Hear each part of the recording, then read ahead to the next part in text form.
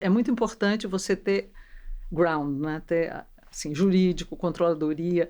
A maioria dos CEOs, das pessoas na gestão, não gosta. Acha que está te prendendo, é chato, auditoria é chato. Eu penso exatamente o contrário. E tive grandes parceiros em auditores jurídicos e controllers na minha vida. Tanto é que passei incólume pela vida pública e privada. Eu não tenho, como muitas pessoas têm, processos, questões.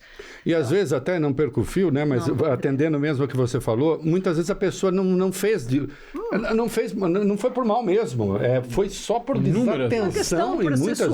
Ou não seguiu algum Daí que aquele debate sobre a improbidade, que eu acho que faz sentido, se não tem dolo, precisa ver direito se é improbidade, agora também tem que fazer direito, né? Gente, é dinheiro público. Exato. É o nosso dinheiro. Eu, quando era secretária de Fazenda, ficava lá cobrando as dívidas de quem tinha que cobrar, eu falava, olha, eu estou cobrando aqui o dinheiro que vai pagar as coisas públicas. Se você tivesse seu filho numa escola pública, você ia estar querendo que eu estivesse fazendo o que eu estou fazendo. Sim. Porque você tem que se colocar, né, no lugar. Então, eu acho que é diferente, mas pode ser muito parecido. E um bom exemplo é o prefeito Eduardo Paes, né? Sim. O ritmo da Prefeitura do Rio, e o prefeito é a quarta gestão dele, mas mesmo quando ele era subprefeito, ele já era uma liderança assim, a gente se conhece há 32 anos, ele realmente despontou ali, era a juventude César Maia. Sim, exato. Ele, Rodrigo Maia e Pedro Paulo e outros que eu conheço todos dessa época. Eu acho que quem impõe muito o ritmo é a liderança e o time. E a visão estratégica. Saber onde você quer chegar, ter plano de ação, sabe? Eu, quando comecei a minha vida, principalmente a vida privada, eu achava que planejamento estratégico, aquelas coisas preconcebidas, isso aí todo mundo está na cabeça. Gente, é tão transformador fazer um planejamento estratégico. E eu fiz meu primeiro grande planejamento, foi na CSN, com um professor maravilhoso do MIT, infelizmente já faleceu, mas faleceu bem velhinho, Arnoldo Hax, é um craque em planejamento estratégico. Uma coisa que mudou a minha cabeça assim, enormemente, porque ele me ensinou que o planejamento estratégico é importante não pelo que você deseja fazer, mas para aquilo que você não quer fazer. Como você decidir o que você não vai fazer. Para não perder tempo com coisas, por exemplo, na CSN. Nós vamos fazer parcerias no mercado americano, não vamos prospectar os mercados europeus e asiáticos. Nós vamos entrar na produção disso, mas não vamos entrar na produção daquilo. Entendeu? É importante para decidir o que você não vai fazer. E ali montar o seu plano de ação. Evitar diversionismos. Evitar diversionismo. Então, acho que o líder, o CEO, seja público, seja privado, tem que prestar atenção na governança, tem que conhecer os processos. Fundamental. O que a gente está fazendo aqui? Isso aqui é para quê? Eu estou produzindo aço. O professor Hax fez uma pergunta que foi incrível, que eram lá aqueles vetustos caras todos, mais de 30, que estavam lá há 30 anos na companhia. Vocês acham que vocês produzem o quê nessa companhia? O Benjamin certamente vai lembrar muito disso, que foi muito transformador. Vocês produzem o quê? E todo mundo olhava para produção. A gente produz aço.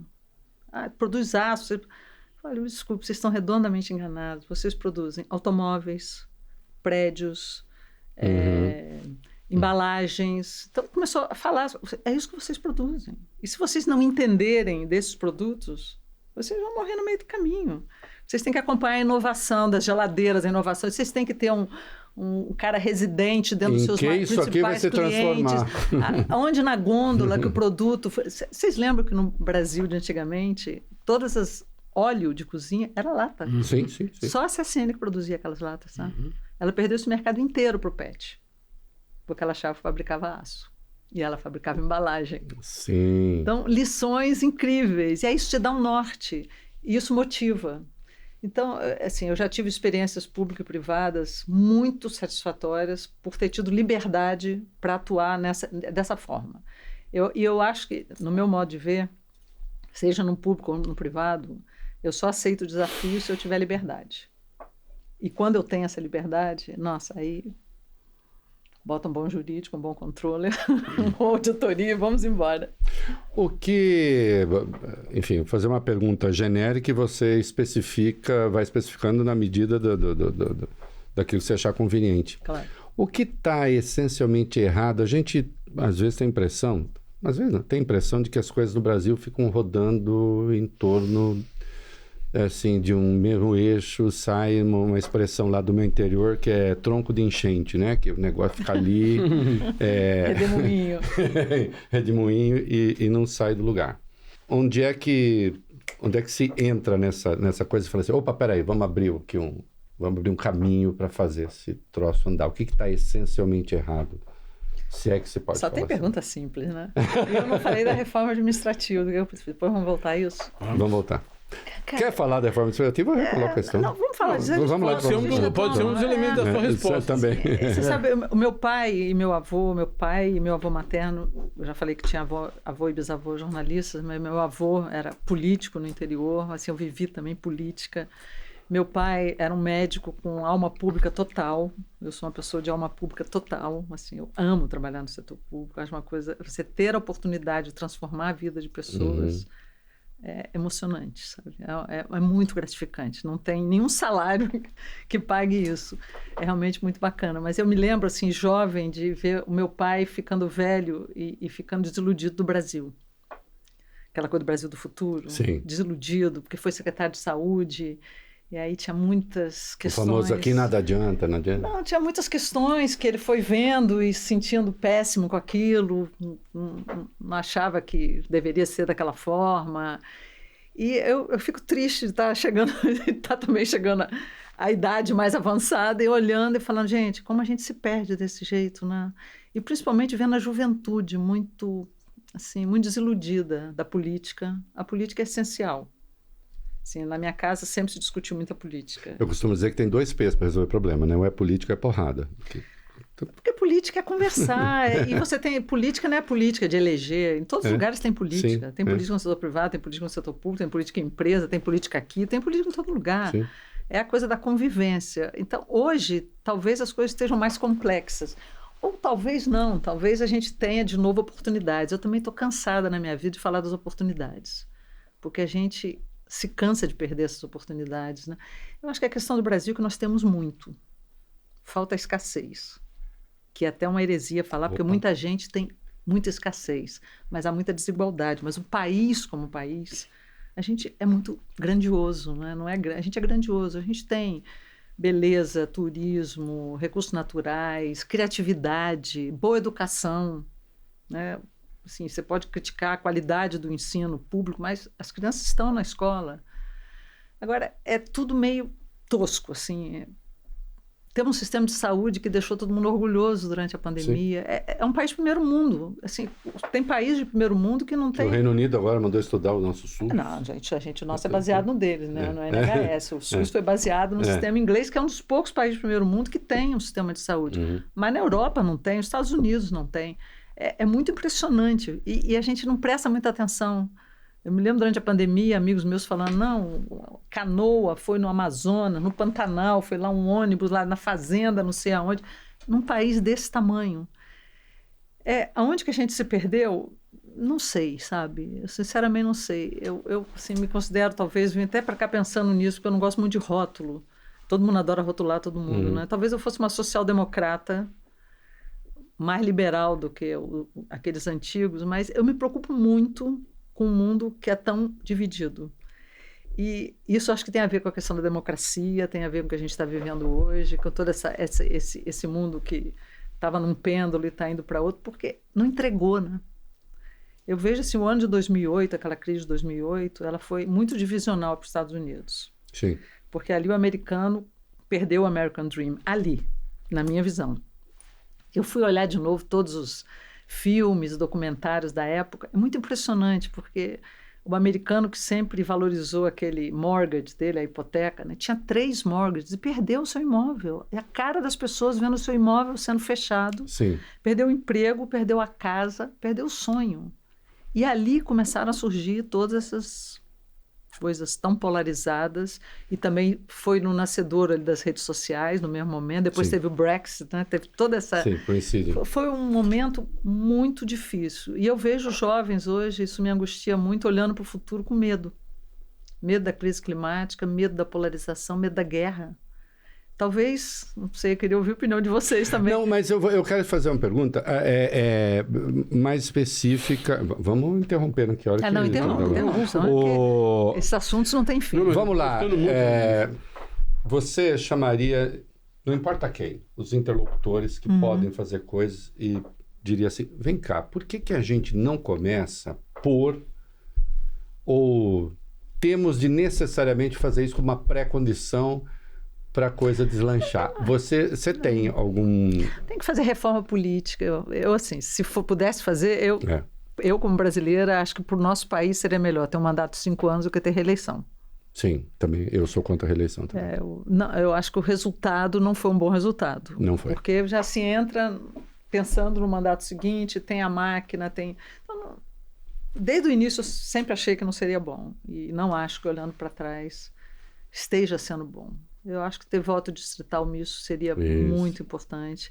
Há uma desconexão das pessoas, né? Na verdade, as pessoas nem querem votar mais. É muito triste isso, gente. A gente tem que recuperar a política. A política se distanciou muito das pessoas, né? E agora ainda mais com as redes sociais. Eu acho que a inclusão, a desigualdade social extremamente acirrada que a gente vive e que se perpetua. Então, você vai me perguntar, se é a favor de cotas? Eu sou a favor de cotas, mas não como um fim em si mesmo. Isso. A cota não pode durar 50 anos, porque ela é um fracasso se ela durar 50 anos. Se precisa de uma cota para entrar na universidade, é porque tem um problema com o ensino básico e o ensino fundamental. Então vamos aumentar a cota? Não, vamos melhorar o ensino básico e o ensino fundamental. Mas essas coisas vão virando fins em si mesmo. Você sabe, você contra a cota, você contra a cota. Não, você sabe um parênteses. Eu ataquei muito as cotas, eu era contra, eu critiquei. E o argumento era esse. Eu falei, não. Mas esse argumento a gente precisa melhorar essas coisas aqui, porque senão vai ter branco também que está submetido às vezes condições de pobreza. O problema é que depois eu vi o ensino público piorar em vez de melhorar. Aí eu falei, não, então sim a cota, porque...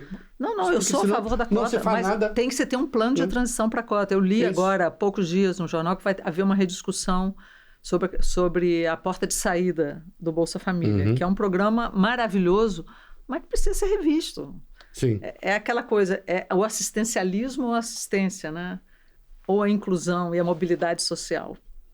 E você vê isso muito urgente nos jovens. A gente está vendo essa dicotomia que havia entre eu quero meu emprego com carteira assinada e eu quero empreender, A gente está assistindo a esse momento. É um momento muito incrível, né? Que eu acho que nós estamos vivendo historicamente, mas muito aflitivo. Sim. Talvez semelhante com alguma coisa que viveu-se na Segunda Guerra Mundial, no final da Segunda Guerra. A gente está vivendo um momento muito, muito... Eu tenho olhado muito e tentado entender muito.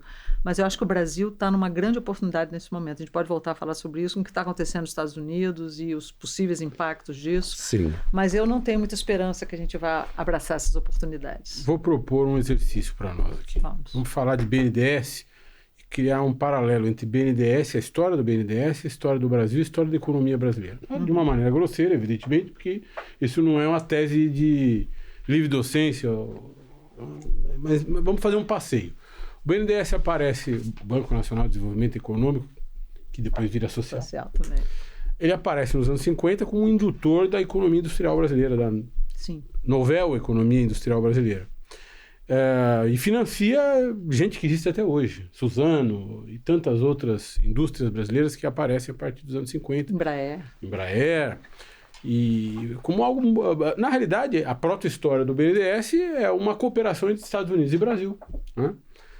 Que se estabelece a partir... CSN também. Isso, a partir da Segunda Guerra Mundial e, sobretudo, no final da Segunda Guerra Mundial, quando o Brasil se alinha aos Estados Unidos contra os nazistas e os seus então, aliados. Mas o fato é que o BNDES, como uma experiência indutora da industrialização no Brasil, foi super bem sucedido. Super bem sucedido. Todavia, num determinado momento, e aí já com a redemocratização, o BNDES passa a competir por conta dos seus juros subsidiados, o dinheiro barato que provia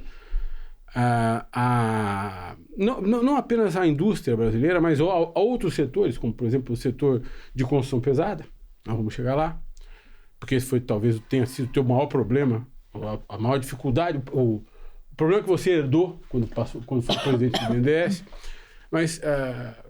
enfim, o BNDES passa a emprestar dinheiro barato, subsidiado, para um monte de gente. E esse dinheiro barato, subsidiado, compete com o mercado de capitais, ou seja, a técnica mais evoluída dentro do capitalismo de financiamento da grande empresa. Ou seja, as pessoas colocam a sua poupança privada, investem a sua poupança privada em ações de companhias, essas companhias, essas empresas, usam esse dinheiro para financiar suas atividades.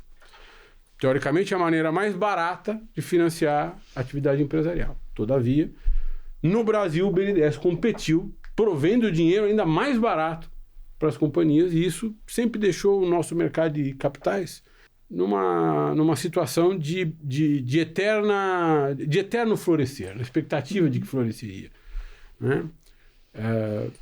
Quando o BNDES deixa de prover recursos baratos, é precisamente quando ele, de certa forma, quebra com a Lava Jato. Ou seja, ele emprestou dinheiro para todas as empreiteiras, na realidade quase R$1 trilhão de 2007 a 2014, pelo menos era o que dizia o sistema BNDES, R$700 milhões, grosso modo. E, bom, as empresas envolvidas na Lava Jato têm uma crise cadastral imediata, não conseguiam pagar. Vem o governo Temer, chamam a especialista em ressuscitação, Maria Silvia, para ser presidente do BNDES, né? E eu não sei o que você fez, mas você deu um jeito no BNDES, para contar para a gente. E depois vem uma escalada na taxa de juros. Vem uma escalada na taxa de juros e, obviamente, o rentismo torna impraticável o crescimento do nosso mercado de capitais. Quem é que vai precisar correr o risco de comprar ações no mercado de capitais se pode ganhar com um CDB sem precisar sair de casa 12%, 11% ao ano? Essa é um pouco a história da nossa economia dos anos 50 para cá, num paralelismo com o BNDES, né? Ou seja, nós estamos vivendo hoje a história de que uma história que mostra que produzir no Brasil não é um bom negócio. Bom negócio é comprar um título depende de um banco. O quê? Enfim, eu quero te ouvir sobre isso.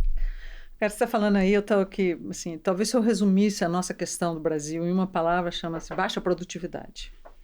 Pronto. A baixa produtividade é a principal questão do Brasil. Assim, há, sei lá, 30 anos atrás, o Brasil tinha, sei lá, 30% da produtividade do trabalhador americano. Hoje tem 20%.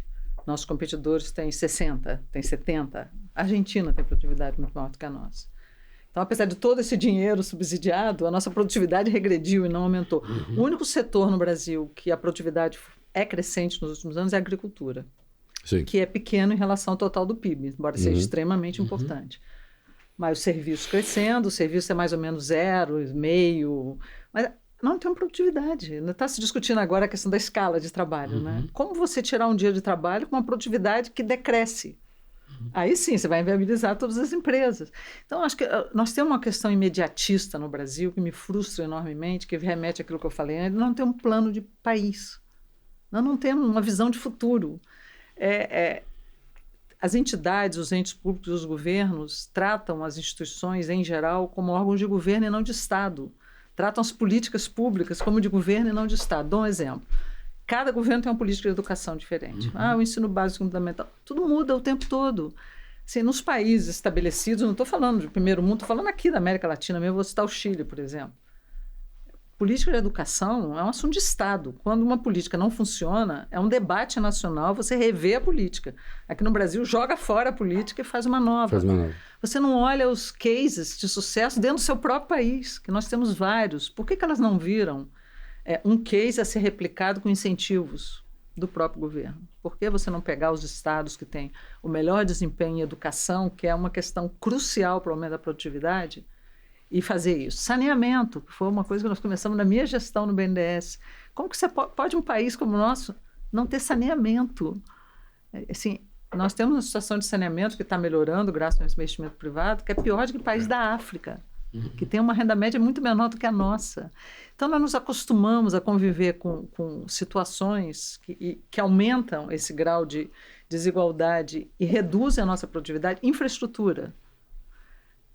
Super safra. A super safra se perde. No caminhão atolado, não tem transporte ferroviário, não tem transporte fluvial, não tem armazém para estocagem, não tem política de seguros. O que adianta você ser uma superpotência agrícola se você joga fora 20% da sua produção, entendeu? E isso... Até outro dia, um pedacinho no Porto de São Sebastião, só passava um caminhão. Se tivesse 2, não passava. O caminhão fica atolado na estrada, porque tudo é por estradas, acidentes absurdos, porque os caminhões que deviam estar transportando aquilo por ferrovia. Por que a gente não tem ferrovia? A gente tinha no passado. Por que elas foram destruídas? Então, essa visão assim, de 4 em 4 anos me incomoda muito, porque a gente tem que ter um plano de país. Qual é a pergunta? Que país eu quero ser daqui a 10 anos, daqui a 20 anos, daqui a 30 anos? Segurança pública está dentro disso. Está dentro dessa visão de país. Então, há que ter um plano. E, infelizmente, nas eleições, eu não vejo mais planos serem discutidos também. Estamos elegendo uma pessoa para o quê? Qual é o plano? Vou voltar para a minha cidade de novo, também lá atrás. Nós fazemos planejamento estratégico. Aliás, semana passada teve a reunião com o conselho da cidade, mais, sei lá, 300 pessoas, para discutir as vertentes estratégicas. Tem que ter um norte. Me lembro quando o prefeito que lá demoliu o elevado da perimetral, que ele demoliu, né, para fazer aquele projeto todo ali do Porto Maravilha, havia uma visão estratégica ali. A gente queria recuperar uma área da cidade super importante e que hoje você vai lá, tem o Museu da Manhã, o mar, virou um ponto turístico incrível. Então, acho que falta visão de médio e longo prazo, faltam avaliação de políticas. Isso foi uma coisa que nós nos debatemos muito nessa passagem no BNDES. Nós criamos um departamento de avaliação das políticas. Saber se está dando resultado. Mas é saber, assim, implantou... Porque eu não sou contra subsídio de jeito nenhum. Eu acho que é muito válido e é preciso ser feito, mas o subsídio precisa estar no orçamento. Ele tem que ser transparente. O pior subsídio é o creditício, porque ele não é transparente, ele favorece setores, ele não é horizontal, ele é direcionado e ele não está no orçamento. E custou muito caro, porque o dinheiro público lá do Tesouro é o dinheiro do cidadão brasileiro. Eu acho incrível, ainda leio nos jornais até hoje. Não, isso aí o Tesouro absorveu o prejuízo. Peraí, que tesouro é esse? É uma arca cheia de moedinhas douradas? Não, o Tesouro é a poupança dos brasileiros. É um imposto pago pelos brasileiros, que não chamaria imposto se fosse voluntário, né? Então, falta visão de longo prazo, falta plano, falta avaliação de políticas. Isso é crucial. Política pública tem que ser avaliada. Não deu certo, muda. Isso. Corrige. Então, muitos desses programas que o BNDES tinha... Dou um exemplo aqui. Lei da Informática. Há quantos anos existe a Lei da Informática? Algum de vocês já viu uma avaliação sobre a Lei da Informática? Eu procurei saber quando eu estava no banco, porque ela foi renovada mais uma vez quando eu estava no BNDES. Ela vai vigorar até 2029, alguma coisa assim. Ninguém foi capaz de me dar. Ninguém, nem lá, nem no Ministério. Qual o benefício que isso trouxe para o país? Qual foi a vantagem que esse dinheiro, que é muito dinheiro, que impediu em boa parte a modernização da nossa tecnologia, isso foi positivo? Isso foi negativo? E a gente vai renovar? Foi renovado exatamente quando eu estava lá. Então, a gente criou esse departamento de avaliação das políticas. Isso foi muito controverso lá dentro, porque a gente não tem esse hábito, esse bom hábito de ser avaliado, de avaliar. Gente, isso é da vida. E isso tem a ver com a questão administrativa também, porque falar em meritocracia é xingar as pessoas. Mas é importante, porque isso desestimula os que têm a visão correta, que fazem, e estimulam quem não quer fazer nada, porque não é avaliado, entendeu? Então, eu acho que para focar os nossos problemas, nós teríamos primeiro que debatê-los, encará-los e fazer políticas de médio e longo prazo. And stick to it.